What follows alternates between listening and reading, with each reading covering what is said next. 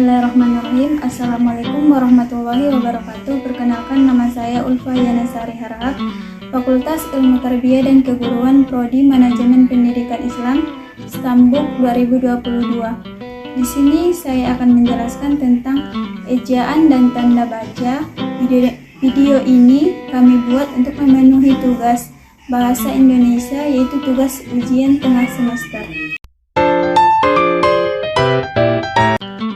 Pengertian ejaan dapat ditinjau dari dua segi, yaitu segi khusus dan segi umum. Secara khusus, ejaan dapat diartikan sebagai pelembagaan bunyi-bunyi bahasa dengan huruf, baik huruf demi huruf maupun huruf yang disusun sesudah menjadi kata, kelompok kata maupun kalimat. Secara umum, ejaan adalah merupakan keseluruhan ketentuan yang mengatur pelembagaan bunyi bahasa, termasuk pemisahan dan penggabungannya, yang dilengkapi pula dengan penggunaan tanda baca. Ejaan Van Ophusian. Ejaan Van Ophusian ditetapkan pada tahun 1901 dan diterbitkannya dalam sebuah buku yang berjudul Kitab Logat Melajui. Sejak ditetapkannya itu, ejaan Van Ophusian pun dinyatakan mulai berlaku. Beberapa hal yang cukup menonjol dalam ejaan Van Ophusian diantaranya adalah sebagai berikut. Yang pertama, huruf Y ditulis menjadi J, misalnya sayang menjadi sajang, yakin menjadi jakin. Yang kedua, huruf U ditulis menjadi OM, misalnya umum menjadi oyemom, sempurna menjadi sempurna. Yang ketiga, huruf K pada akhir kata atau suku kata ditulis dengan tanda koma di atas, misalnya rakyat menjadi rakyat, bapak menjadi bapak. Yang keempat adalah huruf J ditulis menjadi DJ, misalnya Jakarta menjadi di Jakarta, raja menjadi raja. Yang kelima adalah huruf J ditulis menjadi TJ, misalnya pacar menjadi pacar, curang menjadi kejorang. Yang keenam adalah gabungan konsonan KH ditulis menjadi CH, misalnya khawatir menjadi cawatir, akhir menjadi akhir. Selanjutnya, ejaan Republik atau Sewandi. Ejaan Republik adalah ejaan baru yang disusun oleh Panitia Ejaan Bahasa Indonesia yang diketuai oleh Mr. Sewandi. Penyusunan ejaan baru ini dimaksudkan untuk menyempurnakan ejaan yang berlaku sebelumnya, yaitu ejaan Van Ophusian, serta juga untuk menyederhanakan sistem ejaan bahasa Indonesia. Selanjutnya, ejaan pembaruan. Ejaan pembaruan merupakan suatu ejaan yang direncanakan untuk memperbarui ejaan Republik. Penyusunan ejaan ini dilakukan oleh Panitia Ejaan Pembaruan Bahasa Indonesia. Selanjutnya, ejaan Melindo. Ejaan Melindo adalah merupakan akronim dari Melayu Indonesia. Ejaan Melindo sesuai dengan namanya merupakan ejaan yang disusun atas kerjasama antara pihak Indonesia yang diwakili oleh Slamet Muljana dan pihak Persekutuan Tanah Melayu atau Malaysia yang dipimpin oleh Syed Nasir bin Ismail. Selanjutnya, ejaan baru. Ejaan baru pada dasarnya adalah merupakan lanjutan dari usaha yang dirintis oleh Panitia Melindo. Para pelaksananya pun di samping terdirinya dari Panitia Ejaan LBK, Lembaga Bahasa dan Kesastraan, juga dari Panitia Ejaan Bahasa Malaysia. Selanjutnya adalah tanda baca yang akan dijelaskan dalam video berikut ini. Selanjutnya adalah tanda baca. Yang pertama adalah tanda titik. Tanda titik dipakai pada akhir kalimat yang bukan pertanyaan atau seruan, misalnya ayahku tinggal di Solo, biarlah mereka duduk di sana. Dia menanyakan siapa yang akan datang. Yang kedua adalah tanda titik dipakai di belakang angka atau huruf dalam suatu bagan iktisad atau daftar, misalnya Departemen Dalam Negeri, Direktorat Jenderal Pembangunan Masyarakat Desa, Direktorat Jenderal Agraria. Yang kedua, patokan umum, isi karangan, ilustrasi, gambar tangan, tabel, dan grafik. Dan yang ketiga adalah tanda titik dipakai untuk memisahkan angka jam, menit, dan detik yang menunjukkan waktu.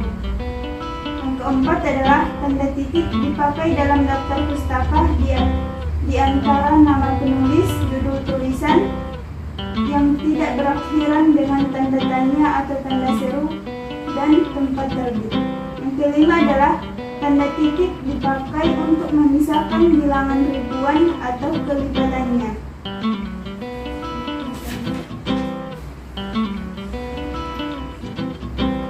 Nomor 6 yaitu tanda titik dipakai untuk memisahkan bilangan ribuan atau kelipatannya yang tidak menunjukkan jumlah.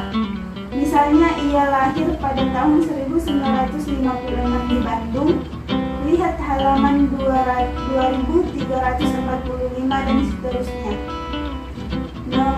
Selanjutnya, tanda titik tidak dipakai pada akhir judul atau merupakan kepala karangan atau kepala ilustrasi, tabel, dan sebagainya. Selanjutnya adalah tanda titik tidak dipakai di belakang atau satu alamat pengirim dan tanggal surat, atau 2 nama dan alamat surat. Dan materi selanjutnya adalah tanda koma. Tanda koma dipakai di antara unsur-unsur dalam suatu perincian atau pembilangan. Misalnya saya membeli kertas, pena, dan tinta. Tanda koma dipakai untuk memisahkan kalimat setara yang satu dari kalimat setara berikutnya yang didahului oleh kata seperti tetapi atau melainkan. Selanjutnya adalah tanda koma dipakai untuk memisahkan anak kalimat dari induk kalimat jika anak kalimat itu mendahului induk kalimatnya. Selanjutnya adalah tanda koma tidak dipakai untuk memisahkan anak kalimat dari induk kalimat jika anak kalimat itu mengiringi induk kalimatnya.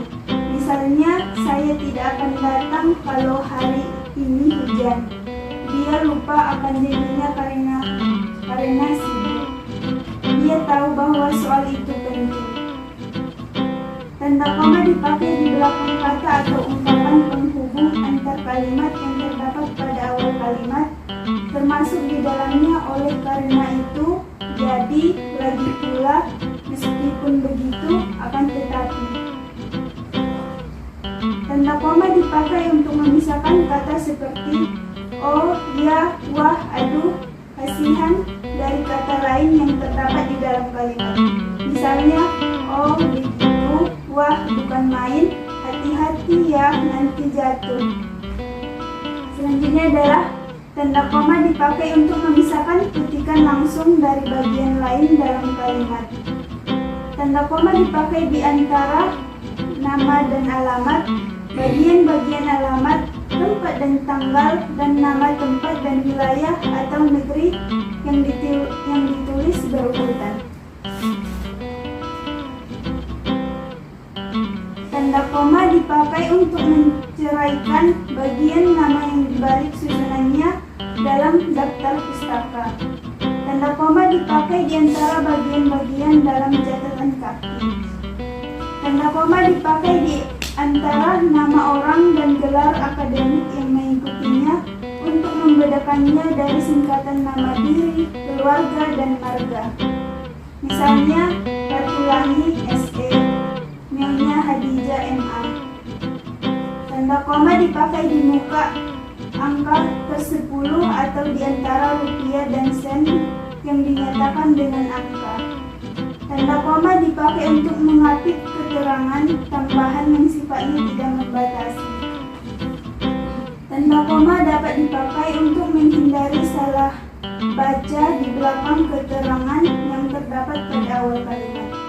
Tanda koma tidak dipakai untuk memisahkan ketikan langsung dari bagian lain yang mengiringinya dalam kalimat jika petikan langsung itu berakhir dengan tanda tanya atau tanda seru. Materi selanjutnya adalah tanda titik koma. Tanda titik koma dapat dipakai untuk memisahkan bagian-bagian kalimat yang sejenis dan setara.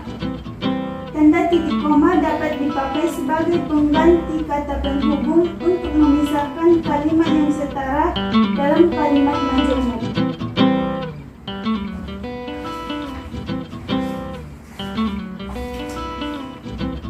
Materi selanjutnya adalah tanda dua titik. Tanda titik dua dapat dipakai pada akhir suatu pernyataan lengkap jika diikuti rangkaian atau pemberian. Tanda titik dua tidak dipakai jika rangkaian atau pemberian itu merupakan pelengkap yang mengakhiri pernyataan. Tanda titik dua dipakai sesudah kata atau ungkapan yang memerlukan pemberian. Tanda titik dua dapat dipakai dalam teks drama sesudah kata yang menunjukkan pelaku dalam percakapan. Selanjutnya adalah tanda hubung. Tanda hubung menyambung suku-suku kata dasar yang terpisah oleh pergantian baris. Misalnya, di samping cara-cara lama itu juga cara yang baru suku kata yang berupa satu vokal tidak ditempatkan pada ujung baris atau pangkal baris. Misalnya, beberapa pendapat mengenai masalah itu telah disampaikan, walaupun sakit mereka tetap tidak mau beranjak, atau beberapa pendapat mengenai masalah itu disampaikan, walaupun sakit mereka tetap tidak mau beranjak. Bukan beberapa pendapat mengenai masalah itu telah disampaikan, walaupun sakit mereka tetap tidak mau beranjak. Tanda hubung menyambungkan awalan dengan bagian kata di belakangnya atau akhiran dengan bagian kata di depannya pada pergantian baris.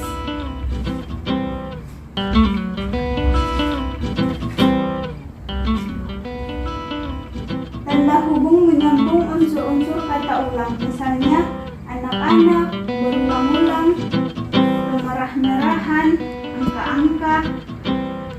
Sebagai tanda ulang hanya digunakan pada tulisan cepat dan notula dan tidak dipakai pada teks karangan. Tanda hubung menyambungkan huruf kata yang dieja satu-satu dan bagian-bagian tanggal. Tanda hubung boleh dipakai untuk menjelaskan hubungan bagian-bagian kata atau ungkapan dan penghilangan bagian kelompok kata.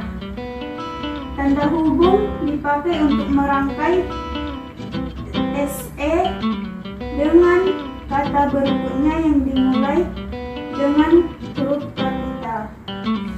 Tanda hubung dipakai untuk merangkaikan unsur bahasa Indonesia dengan unsur bahasa asing. Materi selanjutnya adalah tanda pisah. Tanda pisah membatasi penyisipan kata atau kalimat yang memberikan penjelasan di luar bangun kalimat. Tanda pisah menegaskan adanya keterangan oposisi atau keterangan yang lain sehingga kalimat menjadi lebih jelas.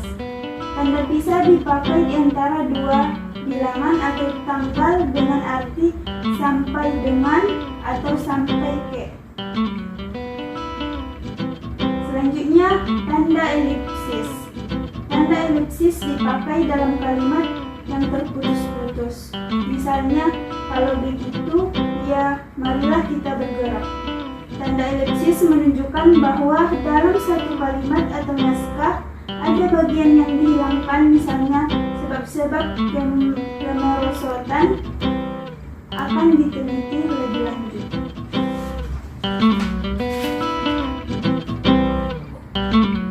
Selanjutnya adalah tanda tanya. Tanda tanya dipakai pada akhir kalimat tanya, misalnya kapan ia berangkat, saudara tahu bukan? Tanda tanya dipakai dalam tanda kurung untuk menyatakan bagian kalimat yang disangsikan atau yang kurang dapat membuktikan kebenarannya. Selanjutnya adalah tanda seru. Tanda seru dipakai sesudah ungkapan atau pernyataan yang berupa seruan atau perintah yang menggambarkan kesungguhan, ketidakpercayaan, atau rasa emosi yang kuat. Selanjutnya adalah tanda tanda kurung. Tanda kurung mengapit tambahan keterangan atau penjelasan. Tanda kurung mengapit keterangan atau penjelasan yang bukan bagian integral pokok pembicaraan. Tanda kurung mengapit huruf atau kata yang dihadirannya di dalam teks dapat dihilangkan. Tanda kurung mengapit angka atau huruf yang memerinci satu urutan keterangan. Selanjutnya adalah tanda kurung siku. Tanda kurung siku mengapit huruf, kata, atau kelompok kata sebagai koreksi atau tambahan pada kalimat atau bagian kalimat yang ditulis orang lain. Tanda itu menyatakan bahwa kesalahan atau kekurangan itu memang terdapat di naskah asli. Tanda kurung siku mengapit keterangan dalam kalimat penjelas yang sudah bertanda kurung. Selanjutnya adalah tanda petik. Tanda petik mengapit petikan langsung yang berasal dari pembicaraan dan naskah atau bahan tertulis lain. Tanda petik mengapit judul syair, karangan, atau bab buku yang dipakai dalam kalimat. Selanjutnya adalah tanda petik tunggal. Tanda petik tunggal mengapit petikan yang tersusun di dalam petikan lain. Selanjutnya adalah tanda garis miring. Tanda garis miring dipakai dalam nomor surat dan nomor pada, alamat, dan penandaan masa 1 tahun yang terbagi dalam 2 tahun tak lulus. Selanjutnya adalah tanda peningkat atau apostrof. Tanda peningkat menunjukkan penghilangan bagian kata atau bagian angka tahun. Baik, itulah yang dapat saya sampaikan. Assalamualaikum warahmatullahi wabarakatuh. Waalaikumsalam warahmatullahi wabarakatuh. Sekian dari video penjelasan yang saya sampaikan. Wassalamualaikum warahmatullahi wabarakatuh.